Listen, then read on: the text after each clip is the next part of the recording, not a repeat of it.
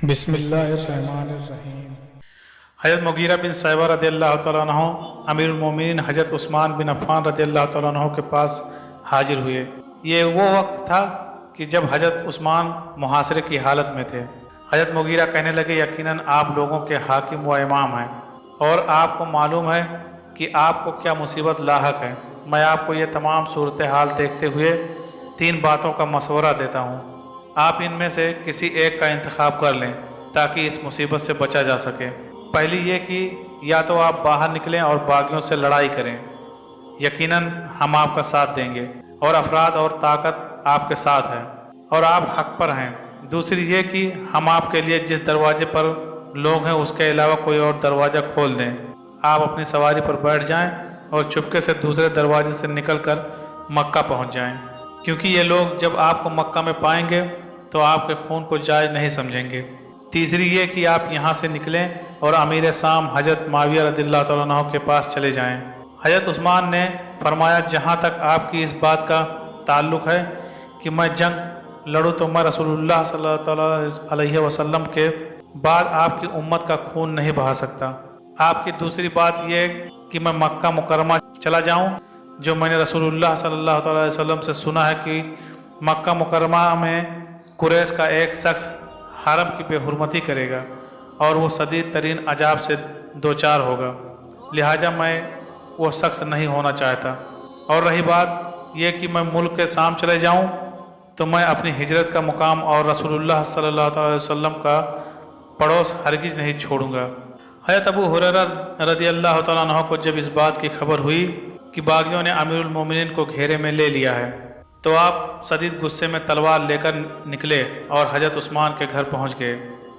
आपने कहा, या अमीरुल मोमिनीन, आप अमन चाहते हैं या लड़ाई? हज़रत उस्मान ने फरमाया, ए अबू हुरैरा, क्या तुझे इस बात की खुशी है कि तू तमाम लोगों को और मुझे कत्ल कर डाले? कहने लगे, नहीं। फरमाया, अल्लाह की कसम, अगर तुम किसी एक शख्स को कत्ल करोगे गोया तुमने तमाम लोगों को कत्ल किया।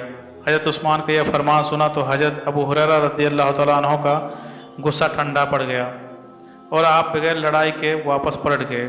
मुहासरे के दौरान ही जब एक बलवाई ने किसी शख्स को कत्ल कर डाला तो हज़रत अबू हुरैरा फिर अमीरुल मोमिनीन के पास हाजिर हुए और कहा, अब तो लड़ाई का वक्त आ गया है ना, क्योंकि उन्होंने हम में से एक शख्स को कत्ल कर डाला। हज़रत उस्मान ने फिर फरमाया, ए अबू हुरैरा, बर्दाश्त करो और अपनी तलवार को फेंक दो, और तुम्हारा इरादा मुझे बचाने का है तो मैं अनकरीब अपनी जान के बदले मोमिनीन को बचा लूँगा। बस हज़रत अबू हुरैरा रज़ियल्लाहु तआला अन्हु फरमाते हैं, इसके बाद मैंने अपनी तलवार फेंक दी और फिर आज तक मुझे नहीं मालूम कि वो कहाँ हैं। हज़रत नाइला बिनत फ़राजफ़ा रज़ियल्लाहु तआला अन्हा जौजा अमीरुल मोमिनीन हज़रत उस्मान गनी रज़ियल्लाहु तआला अन्हु बयान करती हैं कि जिस वक्त आपका मुहासरा किया गया तो आपका रोज़ा था।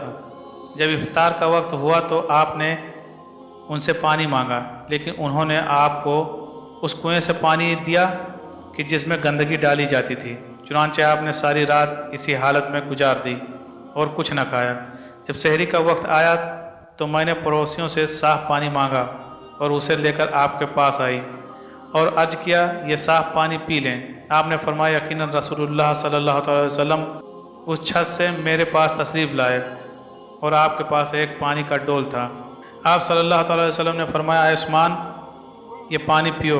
मैंने पिया हत्ता कि मेरा पेट भर गया। फिर आपने फरमाया, बिला सुबह कौम तुझ पर ज़्यादती कर रही है और अगर तुम इनसे लड़ोगे तो तुम कामयाब होगे और अगर तुम इन्हें छोड़ दोगे तो तुम हमारे पास रोज़ा इफ्तार करोगे। हज़रत नाइला फरमाती हैं, बस अमीरुल मोमिनीन ने उनके साथ लड़ाई ना की और उसी दिन आपको शहीद कर दिया गया। दोस्तों, हज़रत उस्मान गनी रज़ियल्लाहु तआला अन्हु की शहादत के बाद आपके जिस्म अतहर की जो बेहुरमती की गई और आपके कफन व दफन में जो रुकावटें डाली गई वो सब अपनी जगह मौजूद हैं, लेकिन यह कहना कि आप शहीद नहीं हैं और ना ही आपको शहीदों की फरासत में शामिल किया जाए, ये सख्त तरीन जहालत व गुमराही है।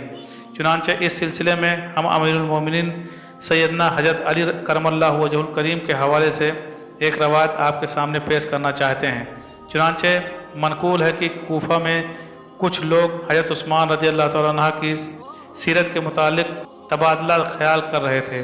انہی میں سے ایک شخص کھڑا ہوا اور پکارنے لگا، میں گواہی دیتا ہوں کہ حضرت عثمان بن عفان شہید کر دیے گئے ہیں۔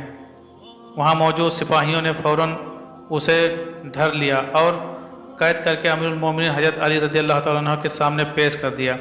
سیدنا علی بن ابی طالب نے لوگوں سے دریافت فرمایا، بتاؤ کیا معاملہ ہے؟ لوگوں نے کہا، اگر ہمیں اس کو قتل کرنے سے منع نہ کیا گیا ہوتا تو ہم ضرور اس کو قتل کر ڈالتے۔ حضرت علی رضی اللہ تعالیٰ عنہ نے اس کی طرف دیکھا تو وہ شخص عرض کرنے لگا، آپ بھی گواہی دیتے ہیں کہ وہ شہید ہوئے تھے، اور کیا آپ کو یاد ہے کہ میں رسول اللہ صلی اللہ علیہ وسلم کے پاس آیا اور میں نے آپ سے سوال کیا تو آپ نے مجھے عطا کیا؟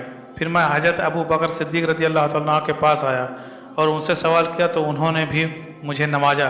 پھر میں عمر فاروق رضی اللہ تعالیٰ عنہ کے پاس گیا اور ان سے بھی سوال کیا تو انہوں نے بھی مجھے خالی نہ لوٹایا۔ پھر میں حضرت عثمان رضی اللہ تعالیٰ عنہ کے پاس گیا تو انہوں نے بھی مجھے عنایت کیا۔ میں واپس نبی کریم صلی اللہ علیہ وسلم کے پاس حاضر ہوا اور عرض کیا، ہے اللہ کے رسول صلی اللہ علیہ وسلم، اللہ تعالیٰ سے دعا کریں کہ وہ میرے لیے اس میں برکت ڈالے۔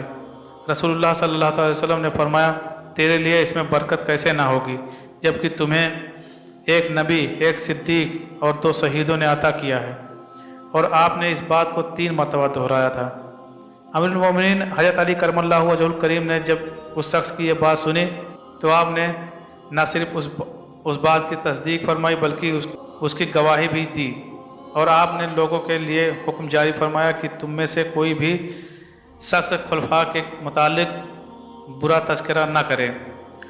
اسی طرح جامعہ ترمذی شریف میں ہے کہ ایک مرتبہ رسول اللہ صلی اللہ علیہ وسلم نے فرمایا، ہر نبی کے لیے ایک ساتھی ہوتا ہے اور جنت میں میرا رفیق اور ساتھی عثمان ہوگا۔ دعا ہے اللہ رب العالمین ہمیں دین اسلام کی صحیح سمجھ بوجھ عطا فرمائے، آمین۔